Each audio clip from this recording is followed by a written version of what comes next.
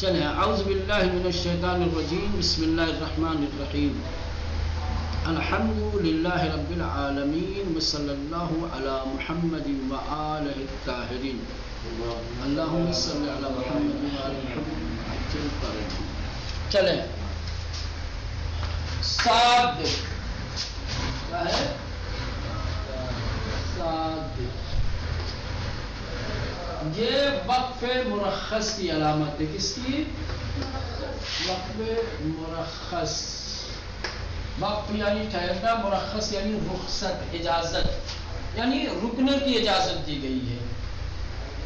اجازت دی گئی ہے مطلب یہ ہے کہ یہاں رکنا نہیں چاہیے تھا کسی مجبوری کے تحت. آیت اتنی بڑی ہے کہ اس آیت کو ایک سانس میں آپ نہیں پڑھ سکتے، تو بیچ آیت میں یہ ساتھ رکھ دیا گیا ہے تاکہ آپ یہاں پر اجازت دی گئی ہے کہ یہاں سانس توڑ لو، پھر آگے والے جملے سے آپ آگے بڑھ جاؤ.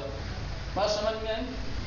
ساتھ وقف مرخص کی علامت ہے. جب جملہ بہت طولانی ہوتا ہے، جب آیت بڑی ہوتی ہے اور سانس چھوٹی ہوتی ہے، تو چھوٹی سانس میں بڑی آیت نہیں پڑھی جا سکتی. بڑی آیت پڑھنے کے لیے بڑی سانس ہونی چاہیے، لیکن یہاں مجبوری ہے. آیت اتنی لمبی ہے اور سانس یہیں تک ہے، تو اتنی سانس میں اتنی بڑی آیت کیسے پڑھو گے؟ نہیں پڑھو گے. تو یہاں بیچ میں ایک ساتھ رکھ دیا گیا ہے تاکہ جہاں تک آپ کی سانس ساتھ دے رہی ہے وہاں تک آپ پڑھیے اور پھر یہاں رک جائیے. رکنے کے بعد پھر یہاں سے پڑھیے. اجازت دی گئی ہے، مرخص کہا گیا، رخصت دی گئی ہے.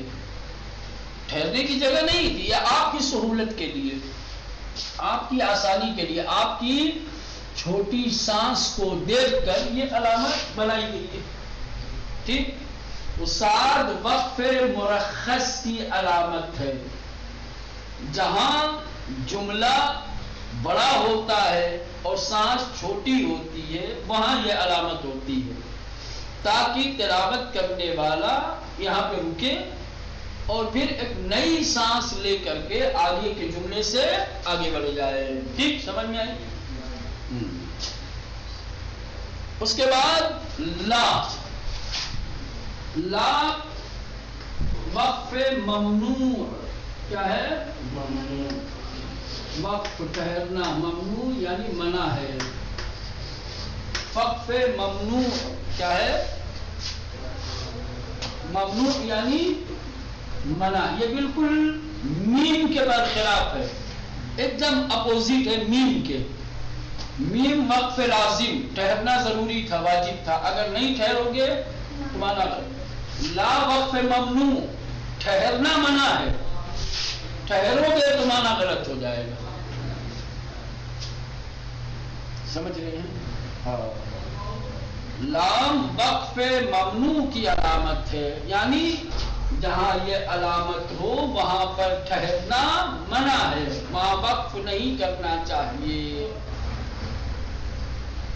فرض کر لے لام کسی ایسی جگہ پہ ہے کہ جہاں پہ آگے سانس ٹوٹ جا رہی ہے، مجبوراً رکنا پڑ رہا ہے، تو کیا کرے گی؟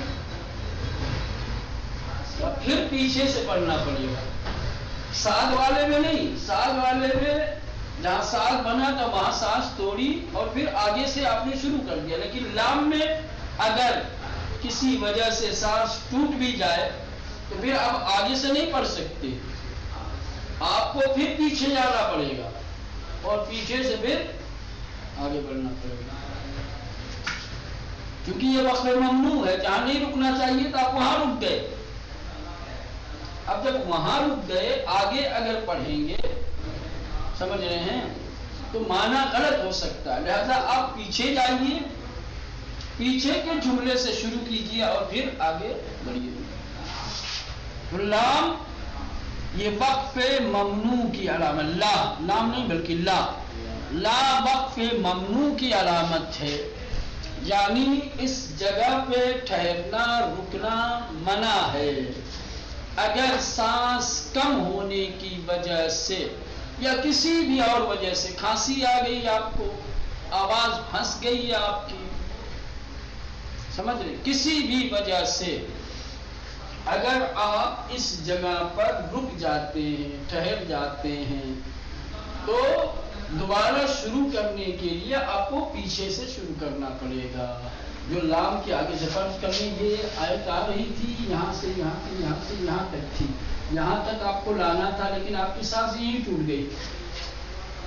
جب سانس یہاں ٹوٹ گئی، ٹھیک، تو اب نئی سانس لے کر کے آپ کو آگے بڑھنا ہے، تو یہاں سے نہیں بڑھیں گے، پھر سے پیچھے لانا پڑے گا، پھر وہاں سے لے کے پھر آنا. بات سمجھ گئے؟ ہاں.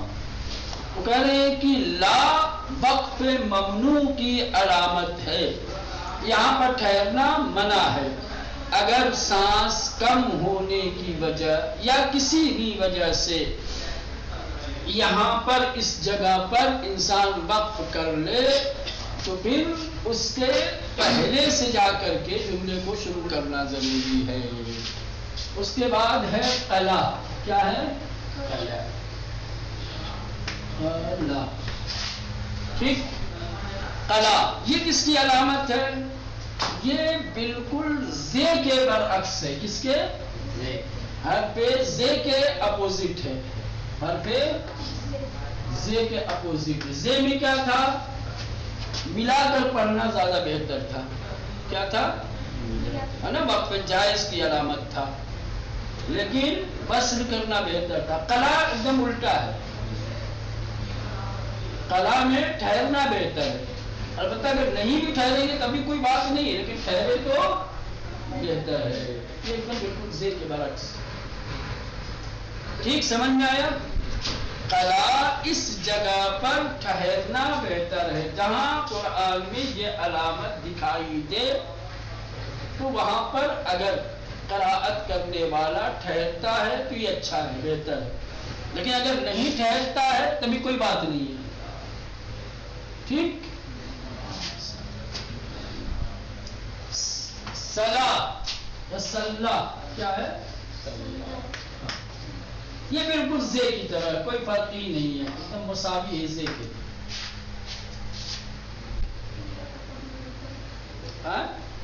ملا کر اس جگہ پر ملا کر پڑھنا بہتر ہے. ٹھیک. اب ایک اہم علامت معانقہ. کیا ہے؟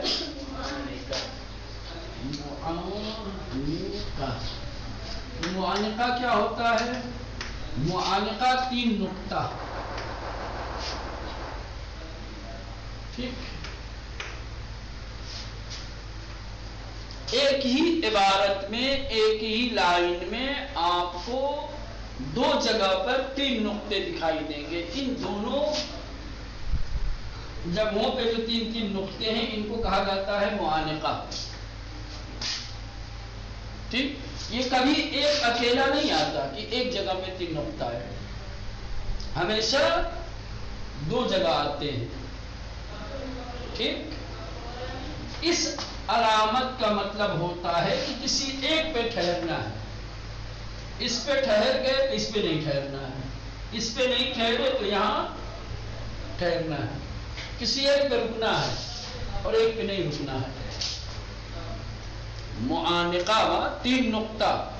2 جگہوں پہ 3 نقطے آتے ہیں، تو 2 جگہوں میں سے کسی ایک جگہ پہ رکا جا سکتا ہے. دونوں جگہوں پہ نہ رکا جا سکتا ہے، نہ دونوں جگہوں پہ ملایا جا سکتا ہے.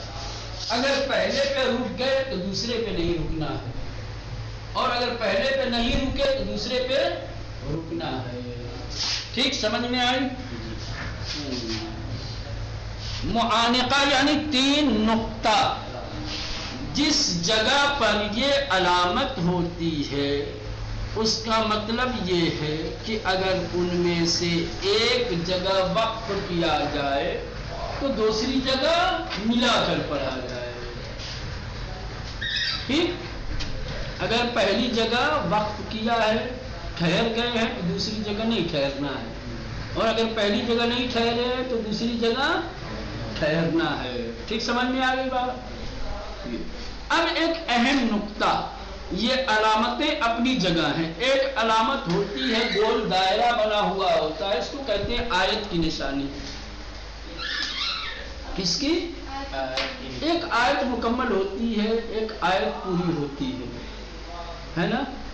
جیسے آپ حمد پڑھیں گے بسم اللہ الرحمن الرحیم الحمد للہ رب العالمین، اب یہ عالمین پہ آیت تمام ہو گئی.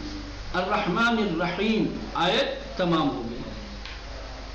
آیت بڑی ہو یا چھوٹی ہو، آیتوں پہ علامت کوئی سی بھی ہو، علامت آیت پر ٹھہرنا سنت پیغمبر ہے.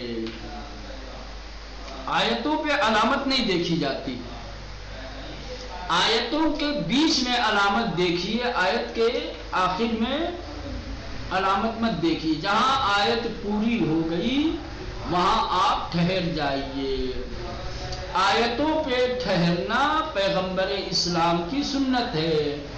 پیغمبر اعظم جب قرآن کی تلاوت کرتے تھے، جب قرآن پڑھتے تھے تو ہر آیت پر وقف کرتے تھے، ٹھہرتے تھے. ہر آیت کو الگ الگ پڑھتے تھے، آیتوں کو ملا کے نہیں پڑھتے تھے. تو جب اللہ کے نبی قرآن کی تلاوت میں ہر آیت پر ٹھہرتے تھے، وقف کرتے تھے، تو اگر ہم بھی ہر آیت پر ٹھہرے اور وقف کریں تو ہمارا عمل سنت پیغمبر کے مطابق ہوگا. ٹھیک؟ تو علامت کوئی بھی ہو، لہذا آپ یاد رکھیے یہ نقطہ کہ اگر آپ قرآن کی تلاوت کر رہے ہیں، یہ نشانی آ گئی آیت کے ختم ہونے کی، تو اب اس کے اوپر چاہے میم بنا ہو، چاہے لام بنا ہو، چاہے جیم بنا ہو، چاہے تو بنا ہو، کوئی اس کو نہیں دیکھیں گے. بس یہ دیکھا آپ نے، اس پہ رک جائیے، یہ سنت پیغمبر ہے. ٹھیک سمجھ میں؟ ہاں. کہہ رہے ہیں کہ اہم نقطہ، ہر آیت کے آخر میں وقف کرنا بہتر ہے، اور یہ نبی اکرم صلی اللہ علیہ وآلہ وسلم کی سنت میں سے ہے. البتہ وصل بھی کر سکتے ہیں، لیکن آپ کا وصل کرنا سنت پیغمبر کے مطابق نہیں ہوگا اور بہتر نہیں ہوگا. سمجھ رہے ہیں؟ یہ بالکل کیسے ہو جائے گا؟ قلعہ کی طرح، قلعہ پہ ٹھہر جائے تو بہتر ہے نا. لیکن یہاں علامت کی بحث نہیں ہے، بحث کس کی ہے؟ آیت کی. ٹھیک؟ آیت جہاں ختم ہو رہی ہو وہاں پر وقف کرنا بہتر ہے اور سنت پیغمبر کے مطابق ہے. البتہ اگر کوئی نہ ٹھہرنا چاہے، آیتوں کو ملا کر پڑھنا چاہے تو بسم اللہ پڑھے، کوئی بات نہیں ہے.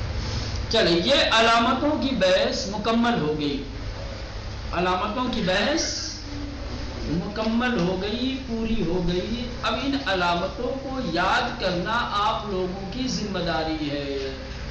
یہ بالکل کیا ہے؟ میم کی طرح ہے. وقف لازم، ایسے ہی یاد کرنا لازم. یاد نہیں کریں گے تو پڑھائی غلط ہو جائے گی. سمجھ رہے ہیں؟ ہاں، تو پڑھائی اپنی غلط مت کیجئے. پڑھ رہے ہیں تو صحیح پڑھیے، تو اس کو یاد کیجئے. ٹھیک؟ بار بار دہرائیے، مباحثہ کیجئے، ایک دوسرے سے سوال جواب کیجئے. اور خاص طور سے جب قرآن پڑھیے آپ تو جو علامتیں بتائی گئی ہیں اور علامتوں کا جو حکم بیان کیا گیا ہے اس پر عمل کیجئے تاکہ پختہ ہو جائے آپ کا درس. جہاں جو علامت آئے، جس علامت کا جو حکم ہے اس پر عمل کیجئے. کہیں میم آ جائے تو وہاں پہ رک جائیے، جیم آ جائے تو وہاں پر آپ کو اختیار ہے کہ مطلب زی آ جائے تو رک جائے تو بہتر ہے، تو وصل کر دے تو بہتر ہے. ٹھیک ہے؟ جو بتایا گیا ہے سب کچھ. ٹھیک؟ اب آئیے سوالات و تمرینات. خوب، سوالات اور تمرینیں. سوال میں پہلا سوال، میم عورتوں کی علامت میں کیا فرق ہے؟ میم وقف لازم کی علامت ہے، یہاں ٹھہرنا ضروری ہے، اگر نہیں ٹھہریں گے تو معنی بدل سکتا ہے، لیکن تو وقف مطلق کی علامت ہے، یہاں بات مکمل ہو چکی ہوتی ہے، لہذا ٹھہرنا چاہیے، اگر نہیں بھی ٹھہرتا ہے تو معنی میں کوئی تبدیلی نہیں آئے گی، ہے مولانا؟ یہ فرق ہے۔ قلا و صلی کی علامتوں میں کیا فرق ہے؟ قلا میں ٹھہرنا بہتر ہے اور صلی میں ملانا بہتر ہے، قلا میں ٹھہرنا بہتر ہے اور صلی میں ملانا بہتر ہے۔ سورہ عنکبوت آیت نمبر 57 سے آیت نمبر 63 تک کی تلاوت کرے اور اس میں علامات وقف کو مشخص کرے، حمزہ وصل کو کس طرح پڑھا جائے، یہ تمام چیزیں ہیں۔ اب ایک اہم بحث آ رہی ہے اور یہ بحث تھوڑا سا آپ لوگوں کے لیے سنگین ہے، دشوار ہے، مشکل ہے، لیکن اگر آپ لوگوں کی توجہ رہے گی تو یہ مشکل درس بھی آسان ہو جائے گا، اتنا مشکل بھی نہیں ہے، سمجھ رہے ہیں؟ حمزہ وصل، ٹھیک، یہ کیا چیز ہے حمزہ وصل، کہاں پر آتا ہے، کتنے طریقے کا ہوتا ہے، اس کو کون سی حرکت دے کر پڑھنا چاہیے، یہ تمام بحثیں ہیں، ٹھیک۔ اب اس کو انشاءاللہ کل پڑھیں گے، کل تک آپ لوگوں کے پاس فرصت ہے، وقت ہے کہ آپ لوگ علامات وقف کو پوری طریقے سے یاد کر لیں، کل انشاءاللہ سنوں گا، اس کے بعد درس دیا جائے گا۔